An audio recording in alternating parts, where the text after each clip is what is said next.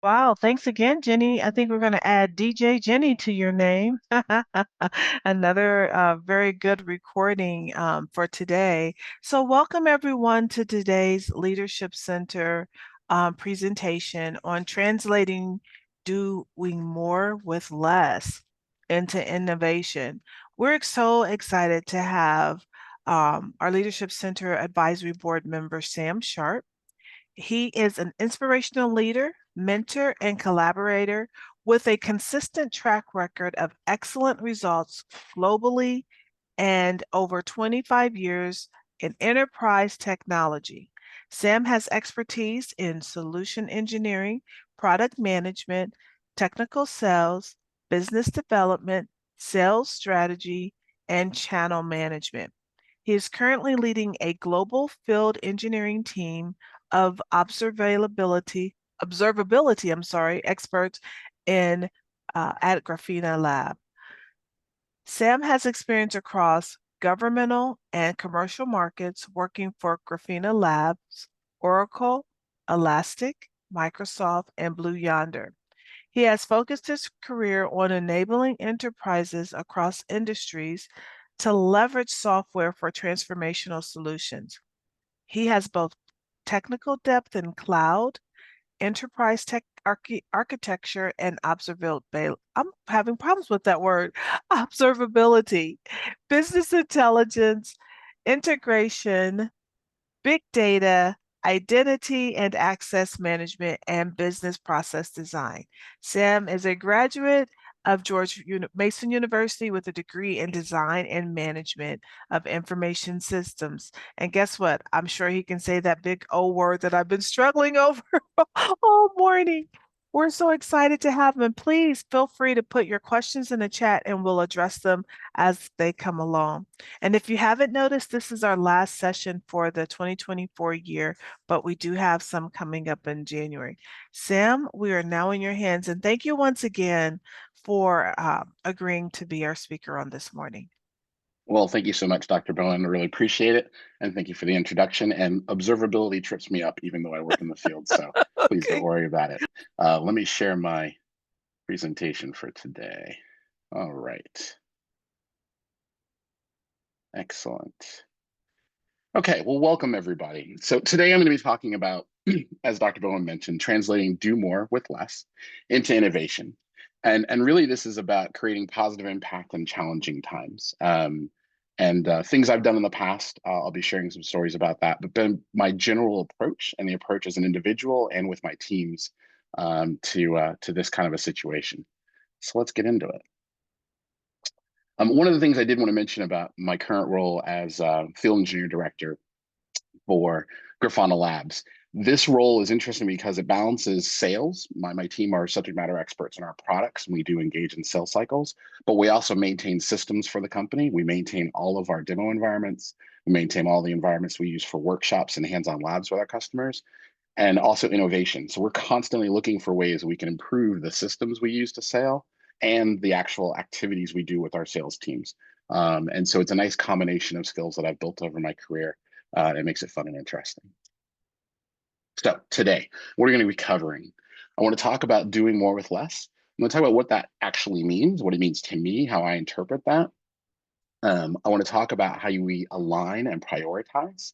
We'll talk about building prototypes. We'll talk about negotiating, and then we'll also talk about deploying and then measuring the innovation that we want to put into our organizations. So, what does do more with less mean? It can feel like you're the possibility of reduced headcount, or critical roles may go unfilled, or an increased workload for you or your teams or the overall organization. You might be told that there's going to be reduced budgets or limited resources or cutbacks in spending. It may cause concern for you about increased stress or higher expectations for your team or the problems with work-life balance. Just in general, this can be concerns about diminished capacity, increased pain points, and extra stress and strain on the organization, I think is a pretty common reaction. Now, as a leader and for myself, how do I interpret this? Well, honestly. I have all those other thoughts that I had there previously as well. But the other thing that I think about on the back end of that set of thoughts is, where can I look for selective investment? Where can I look for strategic initiatives? I've found in across my career that a lot of times adversity in the marketplace or adversity in my organization has actually created opportunities, places to help, places to just help us get through a tough time, places to find new opportunities to grow and to build. And so, as a leader, what I do in tough times is also then strategically look for what are the things that I can have me, my team, or my group invest in to make a difference during these difficult times. So, how do I approach that? First, it's about strategic alignment. And what I mean by that is looking across the company, your organization, even your team, or maybe yourself. What are the common themes or the common issues or challenges that are happening right now for your company or organization? Sometimes these are pretty simple and straightforward. There's one thing and there's a couple of key things. Sometimes it's not so straightforward. There might be competing challenges across the organization or across the company. And so, in those challenging times, I find that it's important to reach out to peers, to talk to others, to reach out to leaders if it's not being clearly communicated what those challenges are, and then validate that with your trusted group of folks to figure out again what's that alignment, what's that key thing that I could focus on. Um, to share a story from 2001, early in 2001, there was a dot-com bust. It basically had a massive downfall in economic capability for tech companies. And there was, low revenue. It was very challenging. People were getting laid off. It was not a very fun time. I happened to have just joined Oracle at that time. I was about 6 weeks in, and the person sitting in my cube to the right of me got laid off. That definitely very stressful event. Um, I was the only new person then on the team. I was very concerned about my possibility to grow there. And so I thought to myself, okay, I'm going to have to do something different to stick out because if layoffs come again, I'm the obvious person to go, last in, first out kind of scenario. I didn't know the products. I was still learning. I wasn't able to contribute a ton. And so I looked across the organization, looked across the company, listened to the presentations that were happening, listened to my leaders. And it was very, very clear that an additional focus on revenue and driving revenue and being able to forecast more effectively was the alignment that was right in front of my face. And so I focused on that alignment as I looked for something that I could do to stand out in that tough time. After that alignment, and you find the common theme, it's then about prioritizing. And what I mean by that is for you or your team, what can you do to impact that common theme? What are the things within your abilities, your skill set, your prerogative that'll make a positive difference within that theme? And this is where I start to ideate with others, talk with other folks, brainstorm new ideas, and try to come up with what's something we can do to help in this challenging time. There was one time when I was, again, later on in my career at Oracle, we were growing a new sales organization for a new set of products we were trying to sell. It wasn't going great. It was actually quite tough. It was a very competitive space. We were competing against two very large and entrenched organizations, and we just weren't selling with a lot of confidence. And so I got together with other leaders in the org that were trying to do this. This was a place where the alignment wasn't very clear, so we had to have a lot of conversations and dialogue and debate back and forth. And one of the key things we came up with was that our sales team wasn't really effectively using all the tools we placed out there for them. And they're having a hard time figuring out how to approach new customers and how to sell against these entrenched competitors. And so that became the priority that we focused on after a lot of debate and conversation. All right, prototyping. This is the part I enjoy the most out of this entire process. Um, I love the brainstorming portion of this, getting together with a key set of people and thinking through what are all the possible things that we could do to impact the challenge that we're having right now in the marketplace. One of my favorite set of tools to use for brainstorming is called Thinker Toys. You can find it online. A really good creative set of tools for groups to brainstorm. But after you've brainstormed and come up with a lot of ideas, um, then focus in on what you think is most impactful, what's going to make the biggest difference, what's going to have the biggest impact. You have to pressure test those, make sure it's something realistic, make sure, if you can't possibly get a team of 50 and that's what it's going to take, well, that's maybe not a realistic idea. Pressure test your ideas, but come up with the thing you think is going to be most impactful. Um, and then after that, assess all of its actual requirements. Do you really think through what's it going to take to build this? Do we have the tooling? Do we have the budget? Could we get a budget? Do we have the right skills and capabilities to do this? Or do we know people who do? Is it something you can actually build? And then the last step to thinking about prototyping is refining that prototype. Shorten it down to the key elements, the most important things. Um, my favorite part about this is what I call building the beautiful picture. You basically want to build the picture of what could be. You're not building the final product. You're not building the total encapsulation. You're just building enough for the folks who have the ability to say yes, to say, yeah, I really want that in our organization. We really want to add that capability or that skill or that feature or function. And so it's all about building that beautiful picture for them of what possibility could be built if you're given a green light and the resources to do it.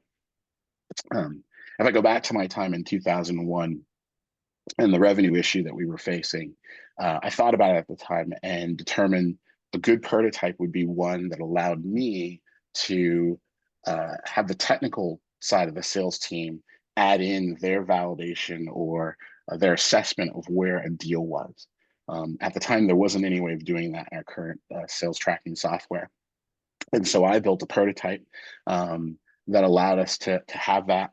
It had color coded flags in it so you could see if we thought a deal was green or yellow or red. Because sometimes the perspective of the sales rep and the perspective of the technical person can be very different. Sales rep might think the deal is a really good opportunity, and the technical person might think it may not be aligned with our actual features and capabilities. And so this is a way for us to share that information early in the process to help us make better decisions down the road of how to invest in our sales cycle. And I was pitching this for my region was my plan. Okay, one thing about prototype communication, I'm a firm believer in the tell them what you're going to tell them, then show them, and then tell them again, but including the actual impact. I like this repeatable process. I like this repeated messaging. It seems to be very effective. Works for me. It has for a long time. So I do that on a repeated basis. Okay, so your actual prototype presentation. Most importantly for this presentation, or one of the most important things is keep this short. This should be a short encapsulation of the concept, again, of painting that beautiful picture. I mean, 5 minutes, maybe 7. I wouldn't advise 10. This is something you're hoping grabs people quickly and gets their attention and is something you can spur a longer conversation, but your initial pitch, I would recommend keep it short. Along with that, end with the potential impact. Again, what's this going to do for the organization? What's the actual return? What's the difference it's going to make for us? Um, have a full version of the plan to actually execute it. That seems like a lot, but I absolutely recommend you do this and have a structured approach to how you would actually make this real and realistic. Include timelines in that plan and the resources required to get it done. But after you have that plan, when you're doing the pitch, my recommendation is wait for them to ask for it. I say it this way, even though it may be a little counterintuitive, because this is a great way to validate the actual interest in your concept. There may be a situation where you're pitching an idea and it just doesn't fit for that moment. And it may be because of a number of pieces of information that you just don't have readily available. It's not a negative thing. It's not a bad thing. I've never seen a scenario where somebody pitched an innovative idea and ended up bad for them. It's just wait for them to ask for the plan to be able to gauge their interest in moving forward and executing it and making it something you want to do with the organization. And the last bit is make sure to include the measurable success criteria. What are you going to measure? How are you going to measure the success of this if you were to execute it and move it forward? So back to the sales scenario where we were losing to the competition. My team pitched a simple display of low investment and low touch kind of sales activities up to very high touch, high investment sales activities. Basically, put together a progression and a plan that the sales folks could follow that laid out all the different types of investment we could use in a customer, but also the requirements from the customer, what we expected, the expected outcomes of each of those events, and give them basically a program to follow that was very, very simple.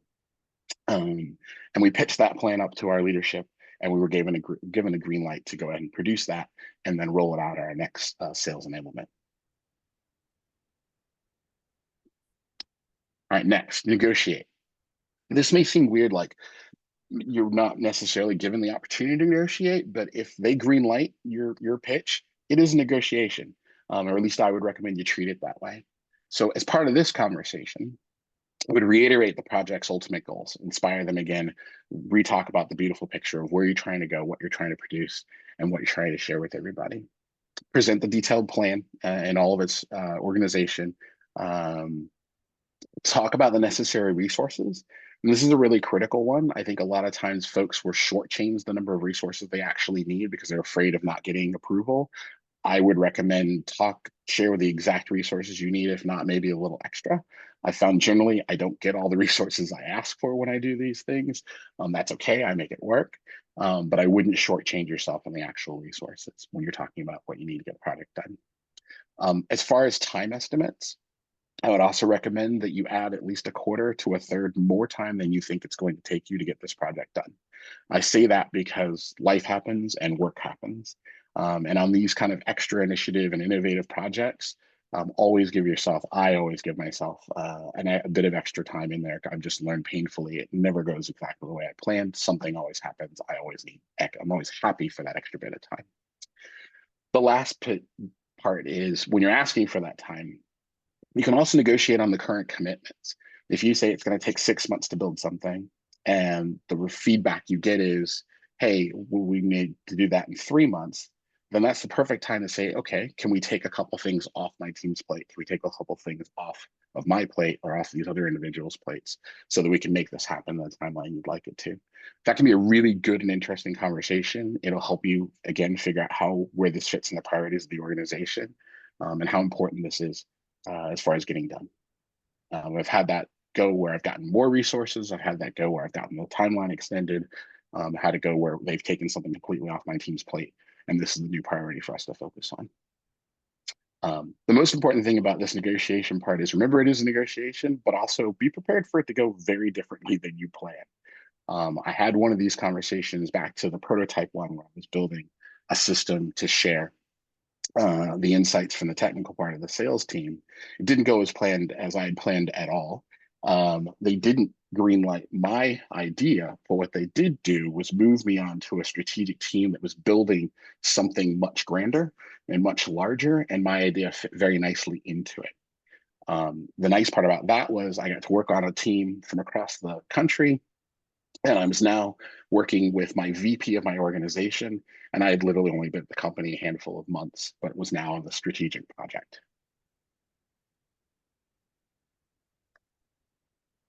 All right, next. So your project's been greenlit.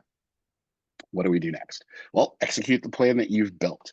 But as part of executing that plan, it's really important to provide feedback on a regular basis. I would say biweekly at a minimum of the progress, what folks in the team are working on, how things are going, and how things are progressing, and the fact that you're staying online, on time, getting behind, whatever the facts are, share those out on a regularly scheduled basis. I would also suggest that you get a group of people to beta whatever it is that you're doing, test it out. Folks that are invested in the success, folks that will be impacted by the success of this, are the perfect folks to pick for that. Gather feedback from those folks. And when you're gathering feedback, most important thing is to share back what you're going to do with that feedback, whether you decided to include it, exclude it, move forward with it, put it in a version 2, whatever that is. Just make sure you share that commentary back. And then roll out your final product and then measure the results. That's the most important part of this phase, is measuring the results after you've actually put it out there. The sales growth initiative I talked about before, we ended up calling it Path to Profit. We rolled it out as a simple trifold piece of paper that everybody could carry around in their briefcase. I know I'm dating myself with that reference, but it was wildly successful. and it was really used as a very effective sales tool that customers that actually sales reps could take and use to talk with customers about the level of investment they were ready for, where they saw them in their stage of progression with those products, and the things that we could do, but are also labeled or explicitly said, here's the investment we're looking back from you to move towards this phase. And it created some really good, involved, and engaging conversations with customers. And it was one of the things we implemented that helped us grow our sales and grow out our overall organization. All right. So we built our product, we rolled it out, we've got some measured results. What do we do now? It's critical that you do a project review. It's critical that after you've had some time to measure the actual results of what happened, you come back and do a project summary, run through everything that happened in the project, how you rolled it out, how you did, talk through the success stories of everything. This is a great moment to thank everybody that invested time and helped build this or produce it, and share that back out. Um, share the lessons learned, share things that you could have done differently, share things that you would have improved. Um, and then make sure you report on the actual results as they came in. And then any suggestions that you have for next steps, things you might do to follow on, and what you would recommend to those who greenlit the project in the first place based on the results that you got. For me, the special project that I was added to was called the Opportunity Management System at the time. We ended up building that in a quarter. We rolled it out across the entire US. And it did improve our forecasting significantly and our win rate significantly. And it really helped us weather, at least that organization, weather a tough economic time. I also believe that a year later, it was a very reason that when a strategic opening came about to pilot a whole new team in our organization, that I was asked to lead that pilot. Just being a part of that other project put me on the short list of folks for something that was very innovative for the organization moving forward. And that I think that was the reason why. All right. And that is my presentation for today. Any questions?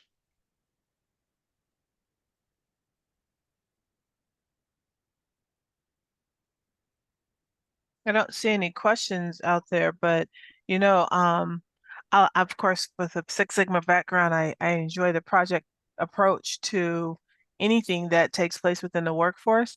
And I remember probably about 10, 12 years ago in healthcare, had to be longer than that because I've been out of healthcare about 11 years. So maybe about 15 so years in healthcare, the topic of doing more with less kind of crossed my mind, because of reorg, because of just the nature of healthcare at the time. And so theoretically, when today many are asked to do more, and I love how you've talked about an innovative approach to doing more. Um, what mindset would you say is necessary to even flip into this innovative approach, entrepreneurial approach? Yeah, it's an excellent question. I think it's important to recognize that when you hear that do more with less, we all get the uh-oh kind of natural response, right? But then it is the okay, but what can I do to make a difference? How can I help? Because um, there is generally, again, I found there are opportunities to make a difference. And again, whether that's helping to just weather that tough time or actually improving the overall situation, will be dependent on what the initiative is, but it's looking for the opportunities to do something a little differently or add something that isn't there currently. The challenge is you've got to be able to balance that out with the amount of time that you've got to provide there. But I've generally found, again, when things are a little tough in an organization, it actually has created opportunities for people because we are looking to do something differently than we have been. It's not very clear what that difference should be. And so I think the mindset of how can I help? What can I do different? And then it's reaching across to your peers and other folks in the organization to ask them those questions. Hey, what could we do? How could we fix this? Let's stop thinking, turn off the Mhm. filter of what can't happen and just start to ideate about what's possible. And those ideations aren't all going to be good, but you probably are going to find one nugget or something or a couple of ideas that you go, you know what, we could actually do that. It might make a difference. Um, the beauty of that is once you start to flip your mindset into that frame and talk to others, you help them flip their mindset as well. And then the group can start to think about how to fix things or how to change things or how to, have a positive impact on whatever the challenge is going on. Okay. That's really a good one. And I see Ooh, Taylor has her hand up, and then Gina asked, could we, yeah, stop sharing so that we could yep. see everybody? That's good. Thanks, Gina. Okay, Taylor, go ahead and ask your question. Yeah, just a secondary question to your point, Dr. Bowen. So, say if do more with less has been something that you were told, but you're working on a team with people who are not interested in innovation at all. In Mm, fact, they're quite committed to the way things have gone. I heard you touch on it in answering that question, but I'm wondering, what is it? Does it look any different when you're attempting to motivate your team mm, moving towards that innovation, or is it the same sort of process? Yeah, it is the same process, but that can be a big challenge. And I would say it's an even bigger challenge if these are peers as opposed to people that report to you. Trying to motivate your peers can be a very challenging exercise, especially if your peers are feeling a little entrenched, a little stuck to what the comfort zone is. And that can be a challenging thing. I would still take the same approach. What I would do maybe differently is approach people on an individual basis as opposed to in the group. And again, ask the questions of, hey, if you could make a change or something different, what would you do? mm, How would you make this better? How would you improve this? And I phrase it that way because I've found that if you can elicit insight and thoughts from folks and get them invested in what you're trying to accomplish, you'll find the folks that are able to flip their mindset. Not everybody can, and not everybody can at every moment either. We all live in our space of today, right? And but you can find those folks if you start asking them maybe what they'd do differently, how they'd approach it differently, and what they might want to change or what opportunity they see. Or, hey, if we could take away all of these barriers, what would you do? Right. One of the things in Thinker Toys that I love is do the opposite. So, say your real initiative is to grow sales. What if we wanted to tank sales of this product? What would we do? Right? And you write down that list of things, and then actually you take the top of those and you flip them to literally 180% opposite of what that is, and then look at those concepts, and you might actually find something that works. I tell people this sometimes, and it sounds crazy. It actually works. So that would be my approach in that scenario where you have entrenched groups. I would approach people individually and then look for the folks that are willing and in that moment have the ability to change their mindset. that's awesome. So do you find um, working with global teams a little bit more challenging because, when we're all in the same country, that's one thing, but when you're working with different time zones, also different cultures, how does that influence? Yeah, the challenging part from a global perspective that I've found is the only solution to building that same level of rapport and understanding is for me to get on a plane and go spend time with those people. Hmm. And I've been lucky enough in the organizations I've worked in and had that flexibility to go Hmm. get on a plane and go spend time with folks. But uh, I have to meet them where they're at if I want them to contribute in the projects that I want to Hmm. try and get done. Hmm. And the only way to really get a sense of where they're at is to go see them in their element, right? How do Hmm. things function in their country? How does it work in their ecosystem? I've worked in companies where the dynamics are, in most places, like completely different office to office, Hmm. right? And so being aware of that scenario to me is the only way that I can effectively come up with then a plan as to how do I include these diverse groups of folks in trying to accomplish this big thing across the globe. And so I just get on a plane and go see them and spend time there. The other thing I do is I'll spend time in their country, but not necessarily in business meetings. I will do my best to Right. go with a half day early and spend some time just getting Hmm. used to that new culture if it's new to me, and sensing that and feeling it. And then I'll talk to them about the experiences I had in their city. Hey, I went and Mhm. did this. I went and saw this place. I went and walked over there. I went and had dinner here and da da da da. And just again, try to get to know the differences and learn the differences best I can, so that then I can build that rapport and get them included. Hmm. Um, I agree. I have the privilege of working with a lot of global partners, and they prefer a face-to-face interaction first, or really close to when we're negotiating or talking about opportunities. And then, of course, the periodic touch base following up. And it does make a world of difference when you first establish a little baseline first. And then I do like seeing them in the workspace, but I love checking out their environment in general without them to see what the city or the country is saying, and how it's operating, how it's functioning, and it's flowing. It's definitely important in negotiations, especially when you're making change.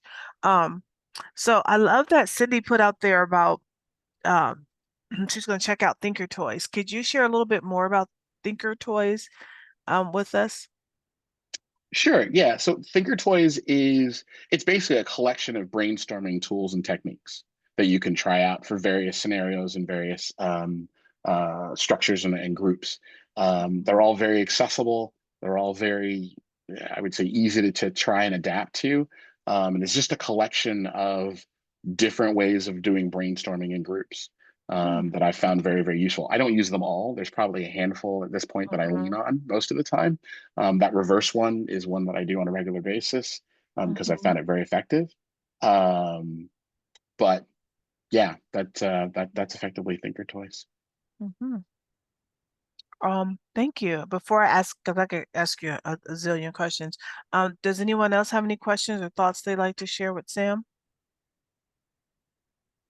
I got one direct here from Bruce. Okay.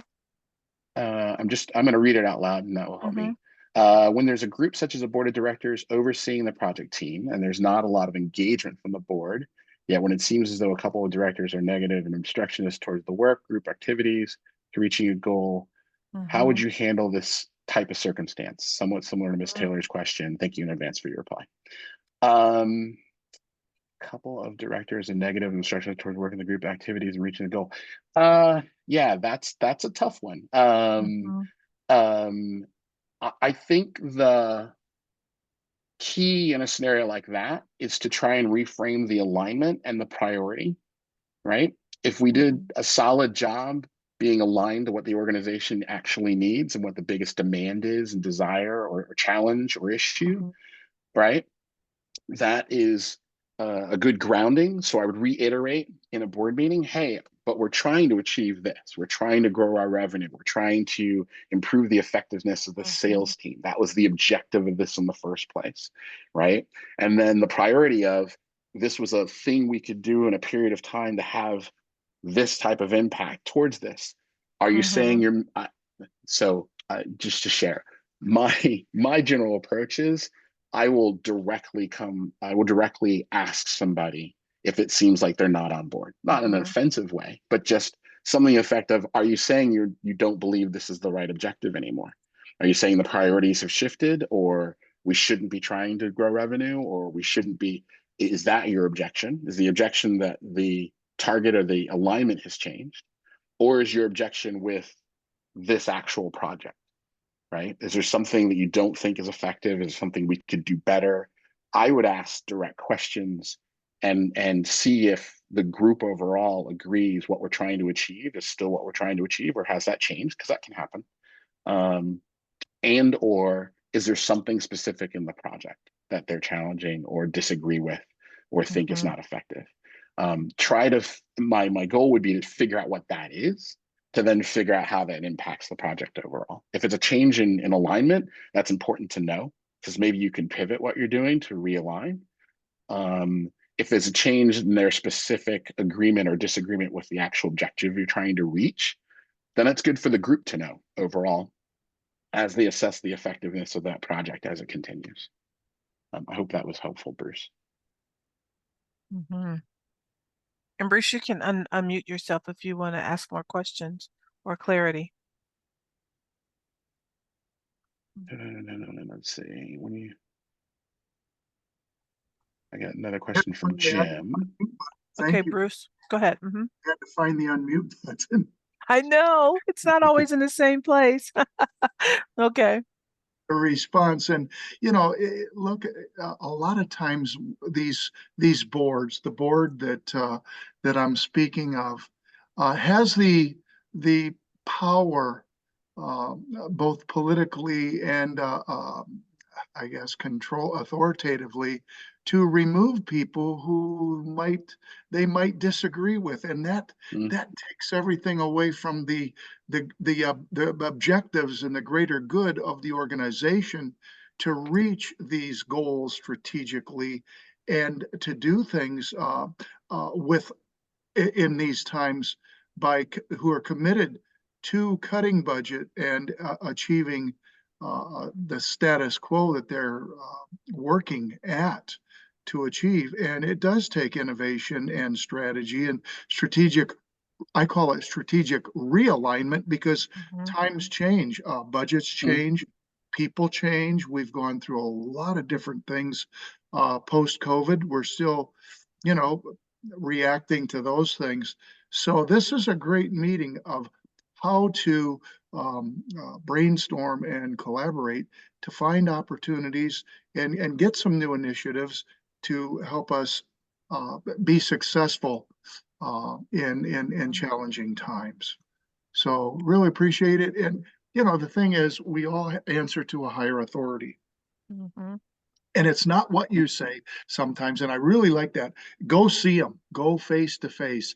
You see, you accomplish more in the room with people who see you as a human, a person that is trying to do good and not obviously go against their desire, but you also spoke to appreciative inquiry. And that is awesome. What is it? What could it be? What should it be? And what will it be? And there has to be agreement there. And a lot of times there's a lot of hidden agendas we bump into, Mhm. mm, you don't know, but those things, honestly, it's so easy to pick up a telephone or go online and or send a text message. People will say things that way that they wouldn't say to you in person. So Mhm. the human element is so important in business. And to see things through other people's eyes, you have to put yourself in their place, and vice versa. You really hit a great point to me, because I work in a huge, I work with literally thousands of people, overseeing them. And what you said, go see them, go spend time with them, and then let them come into your environment so they can see what you are faced with in decision making, and why you have to sometimes make decisions that they don't understand. And a lot of times you just can't share that kind of stuff, when it comes from the top down. Uh, go into the granular detail, but um, yeah, my question was tough because I knew, Mhm. Mr. Sam, you'd be able to give me some ideas, and the Thinker Toys is another great share. So thanks so much. yeah, you're welcome. Thank you, Bruce. Jim had another question here. When you say tell with impact, are you using past experiences on similar projects? Or are you projecting based on what you know up to that point? Does this lead to pushback or buy-in? Great question, Jim. All of the above is my honest answer. Mhm. I think the key thing is too many times I've seen in organizations, people roll out what they call an innovative uh, project, but it doesn't Mhm. tie directly to some measurable impact that it's going to have on the organization or the business.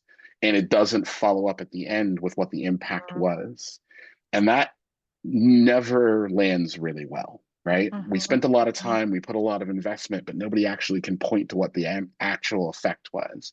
And so my recommendation is, again, to have what that impact is. Now, how you build that impact Mhm. Completely dependent on the project, to be honest. I'm sorry, my consultant hat turns on. The Mhm. answer is it depends. Sometimes it's super clear. Again, the revenue one that we did was we want to improve our ability to forecast revenue. So, at the beginning of the quarter, we say we're going to bring in this much money. Halfway through the quarter, we do the same thing, and month to the end, we do the same thing. And at the end, how close were we? Can we improve that? And also, how much total revenue can we bring in? That's very Mhm. discrete, very easy. The other one that I mentioned in the top, proof to profit, that was a little harder because Mhm. it's, hey, we're putting out this instruction manual of different things the sales reps can pick. How do we know if that's having an impact? Well, that took talking to people and trying to figure out how many people are actually using it, doing a survey with the organization, how effective it was, asking people for examples on where they used it, and it actually helped them, and to share that back and forth. So the measurable results there were how engaged were the sales team with Path to Profit? Could we get survey responses? Were they actually using it? Could we get success stories from folks? If we couldn't get success stories and we couldn't get survey responses, guess what? They weren't using it, right? Mhm. And so it's a little more loose. It's not as discreet, but it was still impactful. Luckily enough, it was very successful. So we got lots of survey responses back. We were able to improve the pamphlet itself, and we got a lot of success stories, which then salespeople love nothing better than a success story they can follow.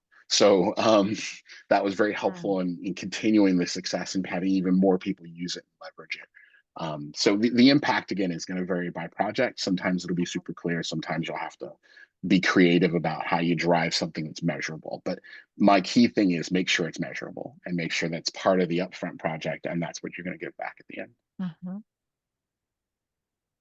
Great. Thank you. Thank you. Yes. Any other questions? I This just has been, have one go more ahead. question. Go ahead, Bruce. Hey, Mr. Sam and group, here we are talking about innovation. Are we innovating by using artificial intelligence, Mhm. generative AI, ChatGPT, Mhm. all of those things to help guide us toward innovative ideas and processes where we Mhm. can vet them to make sure that they interface with organizational development and good management techniques uh, from what is scrubbed out there in the tremendous amount of what we call these new data centers that are being constructed in the country. That's a really good question. I hadn't thought of the concept of leveraging AI. The thing that comes to me initially is in the brainstorming phase, Mhm. to help think of creative ways of solving a problem. Maybe I hate to take out the human element, so I would start with still my peers and brainstorming and thinker toys and things of that nature, but maybe take a handful of those concepts and propose them to an AI to see what the AI gives you back. Mhm. Maybe that helps enhance it. Maybe that helps pressure test it, or make it a better concept or idea. I think it's a great idea. I haven't tried it yet, but I'm gonna. Mhm. Mhm. I found that it is nice to use AI when you are brainstorming things to kind of get just kind of prompters, not necessarily things that I run with, but it prompts an idea, prompts another way to look at things. It doesn't necessarily give the solution, but it does prompt. And by asking questions over and over and over and seeing what comes out of it, and also using different generative AI platforms. So you may use Perplexity, or you may use ChatGPT, or you may use Copilot, or whatever you're using. It then gives you prompts to kind of pull together ideas. And even if I have brainstorming opportunities with my team, it gives me some leverage to start that discussion point, especially in topics that I may not be the most versed on. I love that. Again, I haven't used it from a brainstorming perspective. I use it more as a polish tool, to help me make things more polished and finite or finished. Mm-hmm. I also use it to cheat on code for languages I don't know. So I'll put in what I want to do and tell them, Mm, please tell me the proper syntax for this code. But mhm, no, I love the idea of using it for brainstorming. That's brilliant. mhm. Bruce, were you going to say something else? I just wanted to say thanks and Perplexity. I wasn't familiar with that tool, but to Sam's point, to polish things, I use Grammarly, Grammarly AI? just Grammarly. Okay. I used that when I was doing my dissertation for my doctorate, and it kind of helped me.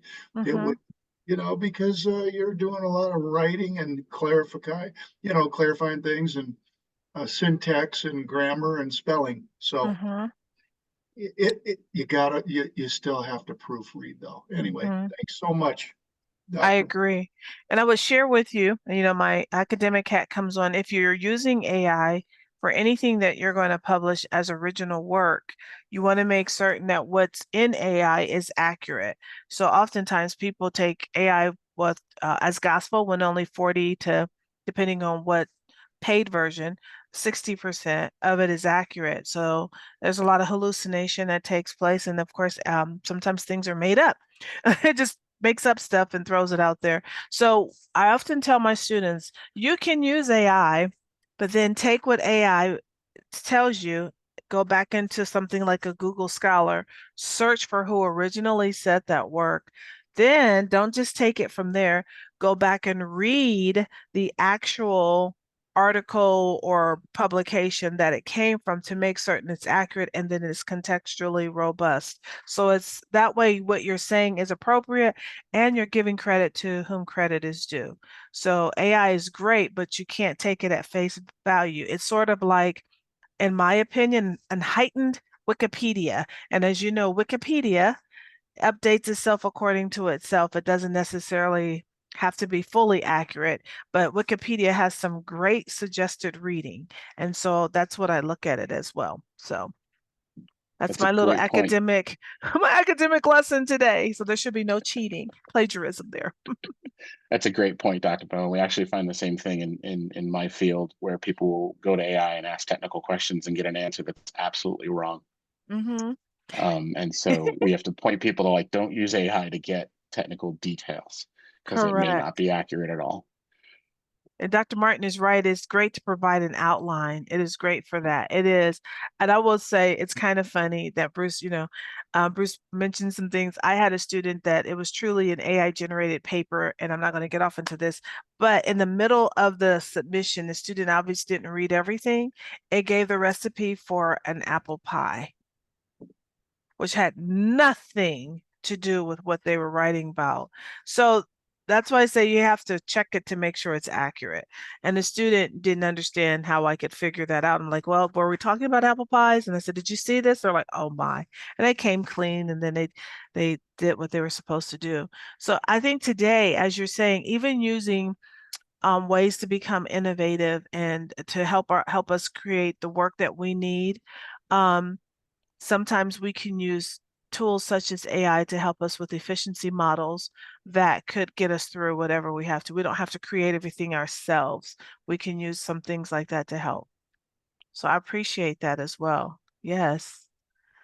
Awesome discussion today. I'm so excited about it. This is a great way. I learned more about you, Sam. I learned more about the topic that was presented today, and innovation is definitely here to stay.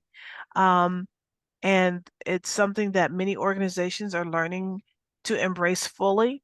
And even if they are not, if you are an agent of innovation, that's kind of funny, AOI, an agent of innovation, you you can introduce it incrementally to your organization in a manner that would be most reticently accepted.